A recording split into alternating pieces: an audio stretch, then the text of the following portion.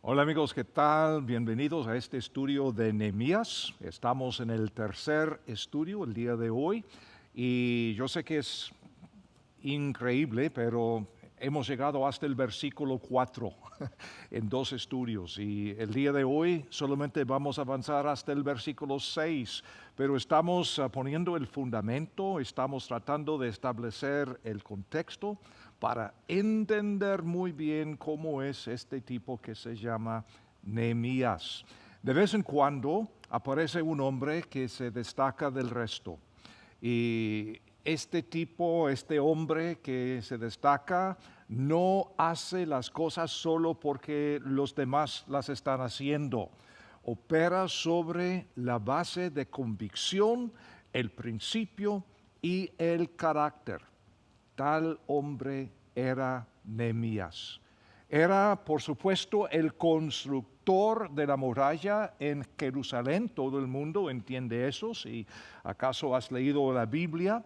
Pero, y esto también lo vamos a ver, por supuesto. Pero más lo que quiero enseñarles es el hecho de que Nehemías no tan solo es el constructor de la muralla de Jerusalén, él es constructor de hombres y por supuesto uso la palabra hombres en sentido genérico porque hombres, mujeres, niños, adultos, todo. Nehemías era constructor de personas, el líder maduro.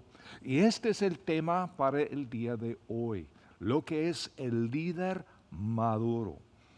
¿Qué fue lo que hizo que Nehemías se destacara tanto?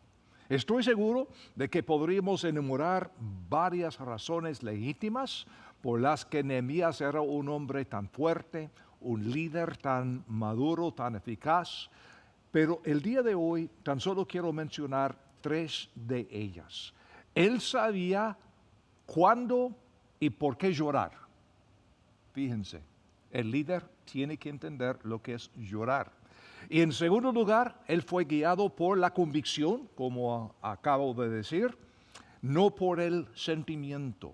Y finalmente, Nehemías estaba dispuesto a actuar, no tan solo a hablar. Estos son algunos de los primeros pasos hacia una verdadera madurez como líder.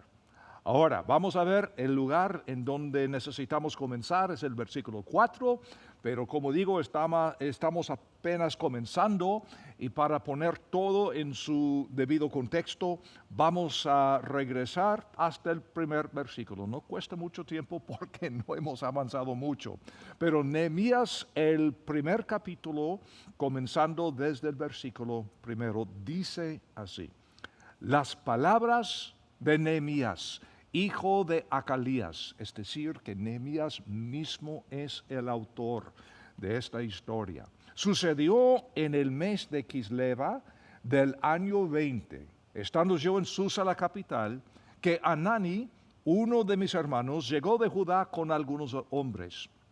Les pregunté por los judíos que habían escapado, que habían quedado de la cautividad, y por Jerusalén. Ellos me dijeron: el remanente, los que han quedado de la cautividad allí en la provincia, está en gran dificultad y afrenta. La muralla de Jerusalén está llena de brechas y sus puertas quemadas a fuego. Cuando escuché estas palabras, me senté, lloré e hice duelo por algunos días. Ayuné y oré delante del Dios de los cielos. Le afectó bastante, por supuesto. Y estas últimas palabras son las palabras que quisiera enfocar en la primera parte de nuestro estudio. Versículo 4, cuando escuché estas palabras, me senté, lloré e hice duelo por algunos días. Ayuné y oré delante del Dios de los cielos. Queridos, el líder maduro no teme llorar por las razones correctas. Algunos, por supuesto, lloran por todas las razones equivocadas.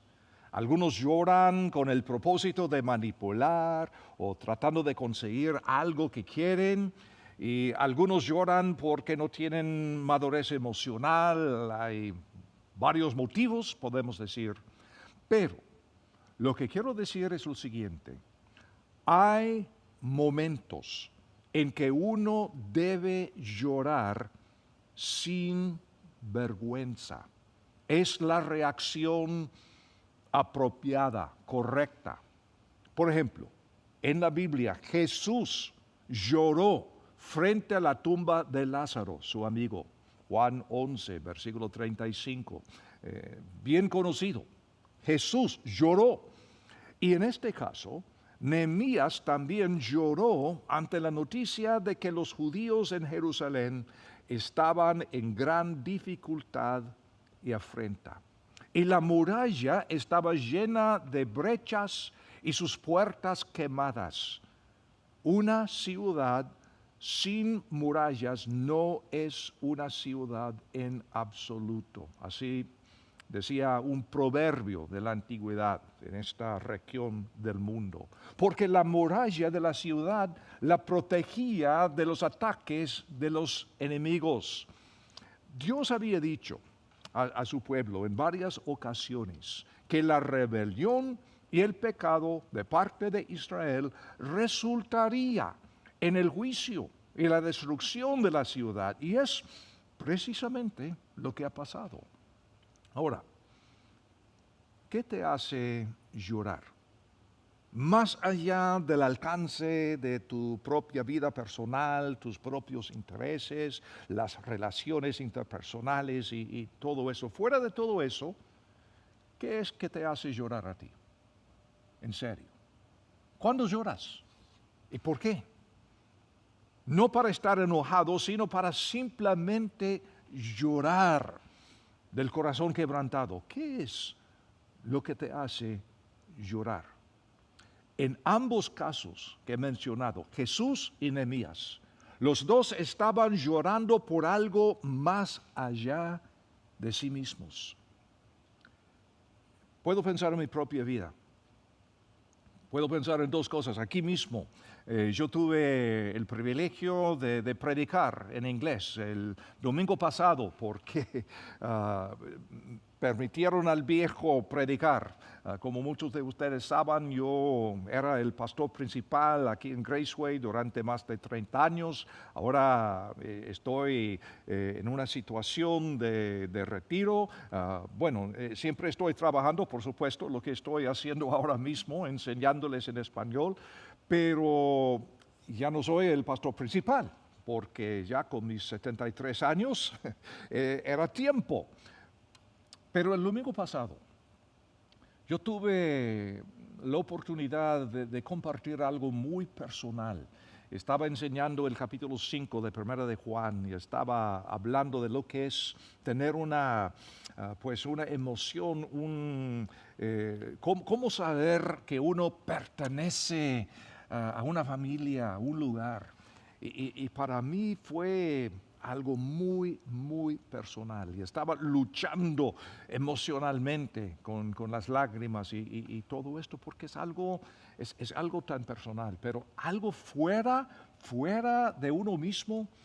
Hace algunos años mi señora y yo estuvimos andando en Polonia y estuvimos cerca del famoso lugar que se llama Auschwitz, en donde murieron tantos judíos durante la Segunda Guerra Mundial. Y también hemos visitado sitios parecidos en la República Checa y también Alemania y otros lugares, pero en esta ocasión, este lugar tan famoso, Auschwitz, tan solo el nombre está agarrando el corazón. Les digo, pasamos un día en Auschwitz y lloramos. Ni tengo palabras para explicar lo que experimentamos, pero posiblemente puedes imaginar lo que es estar en este lugar y ver dónde murieron tantos judíos a manos de los nazis. Impresionante. Ahora, no soy alemán, no soy judío, pero soy humano. Y como ser humano provocó las lágrimas este sitio, por supuesto. ¿Significa algo para ti que haya millones de personas en este mundo sin conocimiento de las buenas nuevas de Jesucristo? Yo no sé qué es lo que te mueve, lo que te provoca lágrimas, qué te hace llorar. Los buenos líderes son seres humanos y tienen emociones y entienden que hay momentos cuando llorar es la reacción apropiada, natural, orgánica. Oye, no podemos asumir todos los problemas en este mundo y todas las causas nobles, pero sí podemos mantenernos sensibles al dolor que nos rodea y de vez en cuando llorar. No sé qué pasa en tu país, el lugar en donde tú vives, este país, en cualquier lugar, pero en este mundo en que vivimos hay motivos legítimos para llorar. Y en este caso podemos ver la reacción de Nehemías. Por supuesto, debemos lamentarnos por nuestro pecado. Las veces cuando no cumplimos con el estándar de Dios. Estoy hablando de lo que es estar tan en sintonía con Dios, que cuando fallas te rompe el corazón porque has defraudado al Dios que ya te ama incondicionalmente. A mí me pasa, a ti te pasa, me imagino. Esto es lo que significa confesar tus pecados. ¿Verdad, Señor? Te confieso lo que he hecho. No es rogarle perdón, porque el perdón fue provisto en la obra de Jesucristo en la cruz. Pero 1 de Juan, por ejemplo, 1:9 dice que si confesamos nuestros pecados, Él es justo y fiel para perdonar nuestros pecados y limpiarnos de toda maldad. Y en este sentido, confesar no es confesar en el sentido de confesar a algún sacerdote o lo que fuera. No es eso. Y de vez en cuando vale la pena confesar a otro ser humano. Santiago habla de esto. Pero en este sentido, hablando de confesar nuestros pecados al Señor, esta palabra confesar significa reconocer, admitir. No es rogarle perdón porque, como digo, es algo que Cristo consiguió en lo que hizo en la cruz y en su resurrección. Pero es admitir, Señor, te he fallado, Señor, te confieso lo que soy un ser humano. Gracias, Señor, por tu gracia, por tu misericordia. Algunos, sin embargo, son como Jerusalén. Han venido al Señor, su cuerpo se ha convertido en el templo del Espíritu Santo, realmente quieren adorar a Dios, pero en algún momento se han alejado del Señor.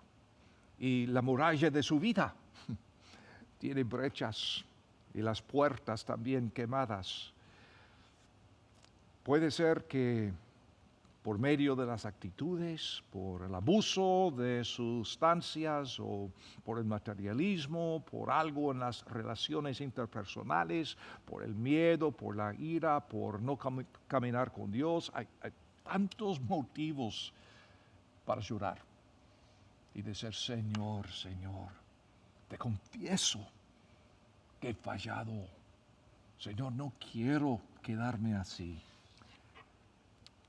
Y amigo, yo creo que ahí está lo que es clave. No negar que tienes un problema y entender que no tienes que quedarte como estás, porque Dios ha provisto el perdón y el compañerismo con Él. Uno de los primeros pasos hacia la madurez como líder es entender lo que es el quebrantamiento genuino por los motivos correctos, por lo que está pasando en el mundo, en la ciudad, en el pueblo de Dios, por algún desastre natural, lo que fuera, o por lo que veo dentro de mí mismo. Todos estos motivos son legítimos. Pero como sabemos, hay algunos que no lloran en absoluto. Quizá por el orgullo, quizá porque no quieren entender por qué se rompieron las murallas. No sé, porque hay, como digo, muchos motivos, pero es nuestro orgullo que elimina la muralla protectora de Dios y las puertas de acceso a nuestro corazón.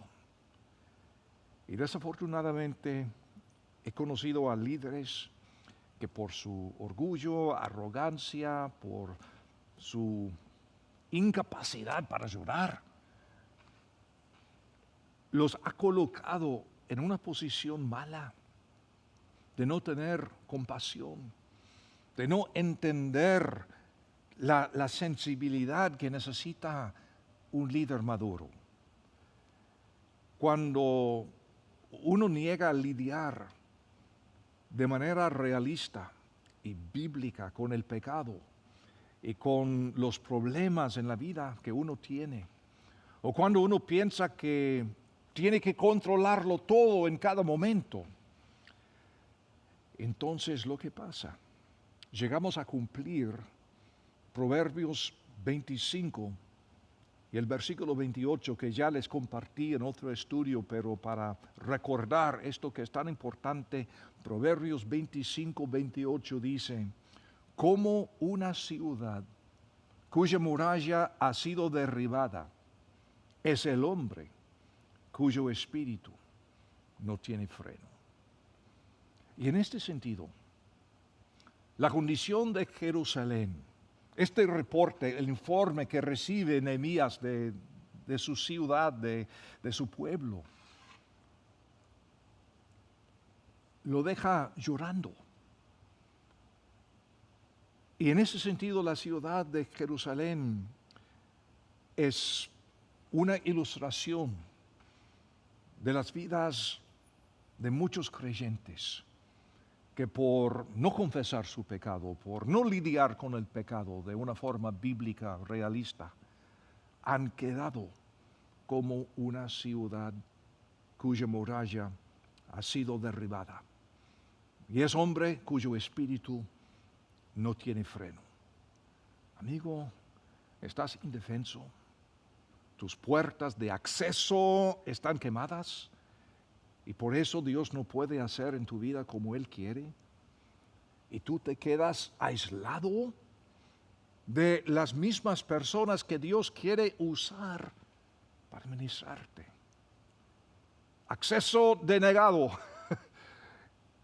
Y qué triste que hay líderes que te han aislado de tal grado que Dios quiere ayudarles, pero por su orgullo, por su falta de capacidad para abrir el corazón como ser humano, por pretender que tienen todas las respuestas, que no tienen fallas, que no tienen necesidad, que son personas perfectas,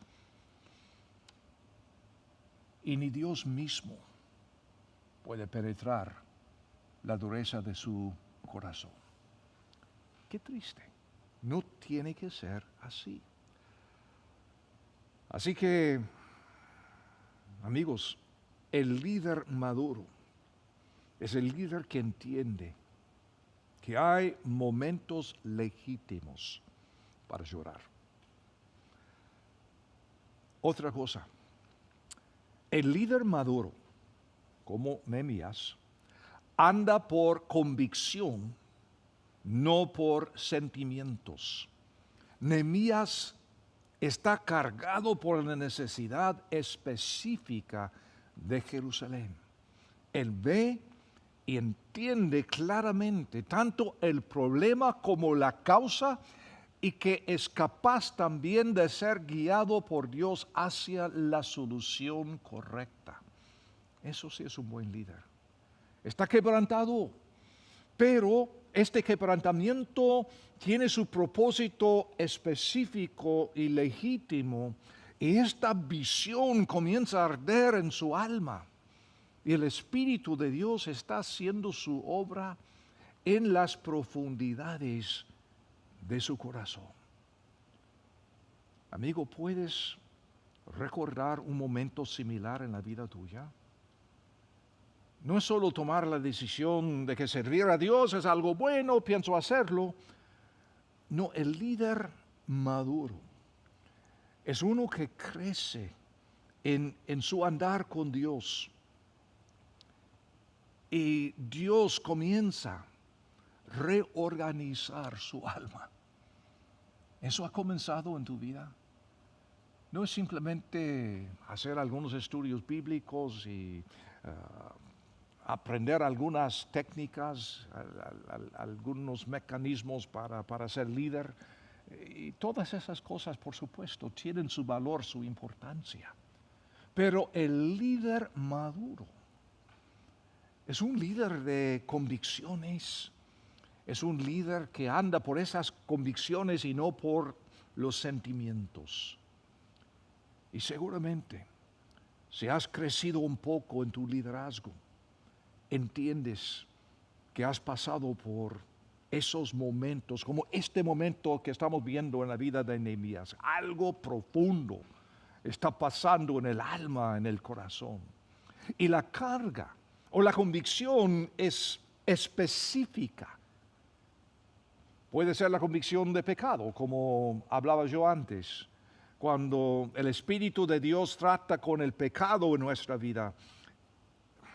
En estos casos no hay duda. Ay, Señor, si es cierto, te he fallado.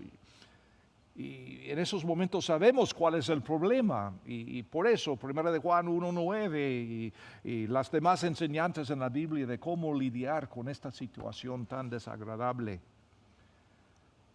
Y a veces pasamos por sentimientos de culpa que son solo eso, sentimientos, emociones. Me siento culpable, porque no sé, que me siento culpable, que me siento mal, que alguna razón específica. No, es que de vez en cuando ando un poco deprimido, con sentidos de culpa. Oye, eso no se trata de la obra del Espíritu Santo. Al contrario. Estos sentimientos de culpa, amigo, son obra del diablo. En Apocalipsis capítulo 12, versículo 10, hablando del diablo, dice, él es el acusador de nuestros hermanos, el que los acusaba día y noche delante de nuestro Dios. Hay alguien que nos acusa constantemente, se llama el diablo. Y él es que provoca estos sentimientos de culpabilidad, que no sé qué, que me siento mal, que no soy digno, que esto. ¿Hay una razón por la cual no eres digno? ¿Algún pecado específico? ¿Algo tangible? Pues no. Entonces, eso viene del diablo. Pero en esos momentos de convicción legítima que viene del Espíritu Santo, eso sí es real. Amigos, el campo de batalla es la mente, estos sentimientos. Deja de jugar juegos mentales. Lo que tenemos que hacer es reconocer el problema y tratar con ello bíblicamente y dejar que Dios renueve nuestra mente. Romanos 12 habla de eso, habla de la renovación de nuestra mente. Romanos 12, versículo 2. Efesios capítulo 4 también habla también de la renovación de la mente. Pero en este caso, no es así. Nehemías se ocupó de un problema específico. No solo de un vago sentimiento de que debía hacer algo, no sé qué, porque pobrecito este remanente de judíos y tenemos que hacer algo para hacer de Jerusalén un lugar mejor para vivir. No es algo tan vago, no es algo tan general. No, hay un problema específico. Jerusalén ha quedado con murallas, con muchas brechas y las puertas quemadas, es decir, totalmente vulnerable a los ataques de los enemigos. Tenemos que hacer algo. Hay un problema específico, una solución específica y tenemos que hacer algo. De vez en cuando decimos algo como que yo quisiera ser un padre mejor, un esposo mejor. ¿Específicamente qué? ¿Específicamente qué? ¿Cuáles son los pasos que necesitas tomar para llegar a una madurez más profunda? Hace no mucho estaba trabajando yo con un líder a quien respeto, una buena persona, y estuvimos hablando de la necesidad de crecer y cambiar, ser transformado continuamente en nuestro andar con el Señor. Y yo le pregunté, hermano, ¿cuáles son las necesidades que tienes? ¿Cuáles son los objetivos que tienes para tu desarrollo personal? Y la respuesta que me dio fue, bueno, yo leo la Biblia todos los días y oro. Bueno, yo también, pero ¿qué más? O sea, hablemos de una forma específica. Entonces, ¿para qué estamos leyendo la Biblia y orando? ¿Cuál es el objetivo? ¿Qué quiere hacer Dios en mi vida, en la vida tuya, en la congregación, en mi círculo de amistades, en mi país, en mi ciudad? ¿Cuáles son las necesidades específicas? ¿Qué se rompió? ¿Y estás dispuesto a dar el primer paso? Reconocer lo que está roto, tener la voluntad de lidiar con este problema bíblicamente. El líder maduro es el líder que anda por convicción específica, no por sentimientos vagos y todo eso. No, Señor. Una tercera cosa que podemos decir en cuanto al líder maduro. El líder maduro es el líder que está dispuesto a actuar, no simplemente hablar. Vamos a organizar otra reunión y vamos a hablar sobre el asunto. Fantástico, hay momentos para hacer esto, pero una vez que podamos entender cuál es el problema y lo que se necesita, es el momento para actuar, no tener otra reunión. Oye, en este caso de Nehemías, Dios ya ha hecho todo lo que se podía hacer. Y ahora le toca a Nehemías. Nehemías ha asumido posiblemente que las cosas estaban bien y mejorando en Jerusalén. Como les dije la vez pasada, no había internet, no había televisión, nada de la comunicación que tenemos hoy en día, y fue muy de vez en cuando recibir noticias de una ciudad tan lejana como era la ciudad de Jerusalén para Nehemías, que vivía en Susa. Y Esdras había regresado con un remanente. Nehemías, me imagino, estaba pensando que ya Nehemías, o digo Esdras, ha hecho mucho para mejorar la situación. Y al recibir esta noticia, es un golpe. Esta condición desesperada de Jerusalén se debía al pecado. Y Nehemías lo entiende muy bien. Y esta noticia simplemente confirmó la verdad que Dios había dicho desde hacía siglos. Nehemías quedó quebrantado Pero en vez de esperar que le pasara la emoción, Nehemías lloró. Nehemías identificó específicamente qué se necesitaba. Y ahora Nehemías está dispuesto a actuar. Y Dios ya había hecho provisiones para arreglar específicamente este problema de Israel. Y aquí un pasaje bien conocido, bien citado, del segundo libro de Crónicas, capítulo 7, versículo 14, que dice así: si mi pueblo, que es llamado por mi nombre, se humilla y ora y busca mi rostro y se aparta de sus malos caminos, entonces oiré del cielo y perdonaré sus pecados y sanaré su tierra. Promesa profunda, pero clara y sencilla. Y sin duda, Nehemías conocía bien este pasaje de las Escrituras, porque es precisamente lo que él hace. Él llora, él se humilla y ora. En versículo 5 dice: oh Señor, Dios de los cielos, Dios grande y temible, que guarda el pacto y la misericordia para con los que le aman y guardan sus mandamientos, por favor estén atentos tus oídos y abiertos tus ojos para escuchar la oración de tu siervo que yo hago ahora delante de ti de día y de noche por los hijos de Israel, tus siervos. Confieso los pecados que los hijos de Israel, fíjense, hemos cometido contra ti. Sí, yo y la casa de mi padre hemos pecado. No estaba hablando de aquellos carnales y yo, no. Sí, yo y la casa de mi padre hemos pecado.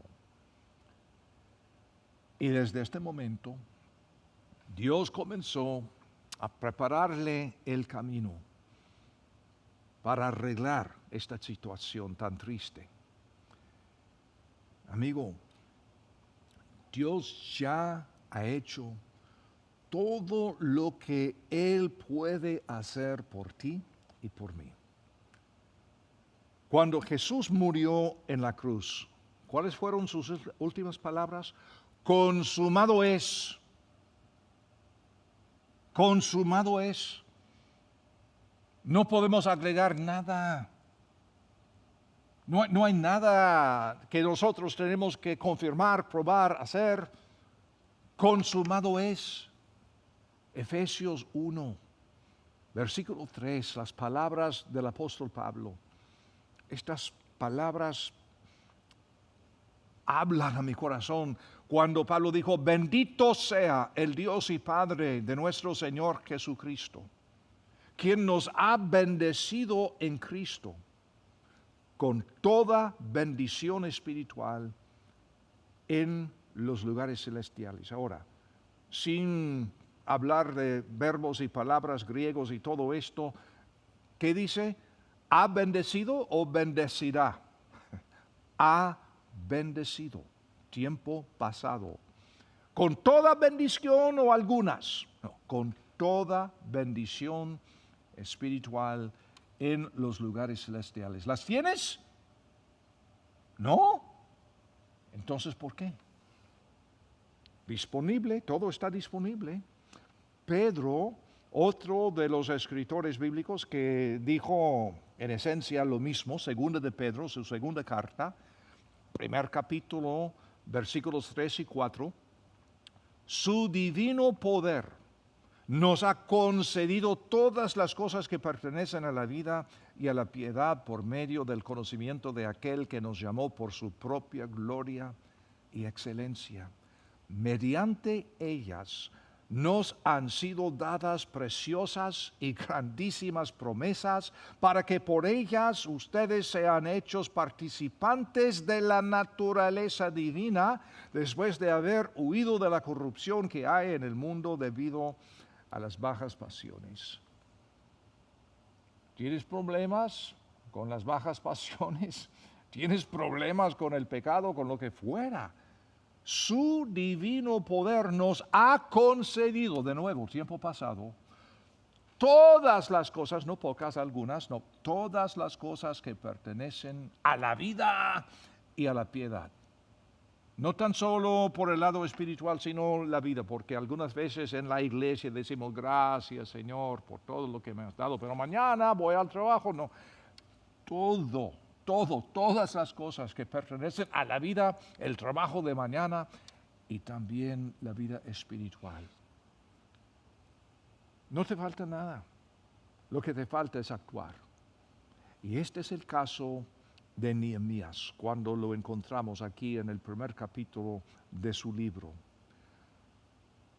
Amigo, Dios está esperando que tú y yo demos el primer paso, porque Él ya ha hecho todo, nos ha dado todo. Nehemías actuó y como consecuencia llegó a Jerusalén e hizo el trabajo, pero él tenía que dar el primer paso. Y ahora la pregunta para tú, o para ti, para mí, ¿lo vamos a hacer? Las opciones no son complicadas.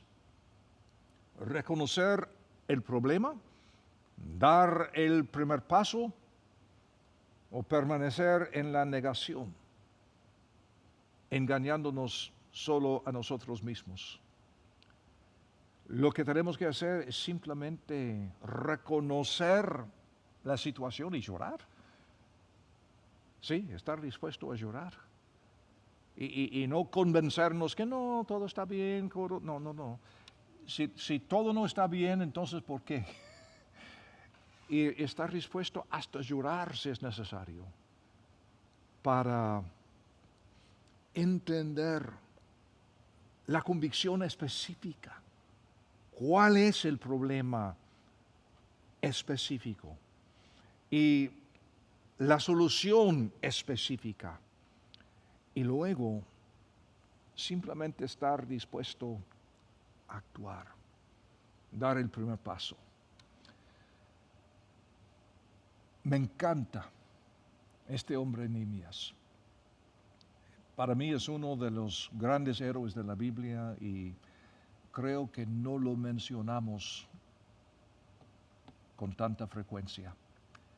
Pedro, Moisés, Pablo, David, pero Nehemías, de veras, un laico, uno de los hombres más poderosos del imperio persa en aquel entonces, pero qué líder. Y por medio de él, en este estudio, a la continuación, en las semanas que vienen, vamos a ver no solamente la reconstrucción de la muralla de Jerusalén, vamos a ver cómo es que Dios quiere reconstruir, restaurar nuestras vidas también. ¡Qué emoción! Este libro sí me habla muy bien y hasta la profundidad de mi alma. Amigo, aquí te espero de hoy en 8 para seguir adelante en este estudio de Nehemías. Mientras tanto, vamos a orar unos por otros y ver lo que Dios nos dice. Que el Señor te bendiga ricamente. Hasta la próxima vez.